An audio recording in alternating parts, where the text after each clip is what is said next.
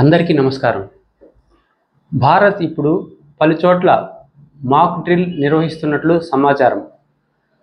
అంటే శత్రు దేశాలకు మేము యుద్ధానికి సిద్ధంగా ఉన్నాం అన్న సంకేతాలను పంపిస్తుంది. భారత్ పాకిస్తాన్పై ప్రత్యక్ష యుద్ధం చేయడం ఏమాత్రం మంచిది కాదు. పరోక్షంగా పాక్ని దెబ్బతీయడానికి అనేక మార్గాలు ఉన్నాయి కాబట్టి ప్రత్యక్ష యుద్ధం చేయకపోవచ్చు. కొన్ని దేశాలు మనకు మద్దతు పలుకుతున్నా వాటిని ఆధారంగా చేసుకుని మనం యుద్ధానికి వెళ్ళడం ఏమాత్రం మంచిది కాదు.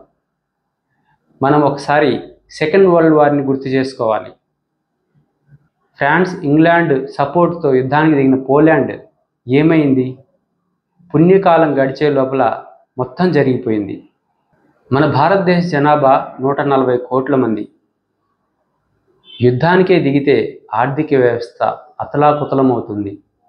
యుద్ధం యొక్క పరిణామాలు తెలియనటువంటి ప్రజలు ఎంతోమంది యుద్ధం ఎప్పుడు జరుగుతుందా అన్న ఉబలాటంతో ఉన్నారు.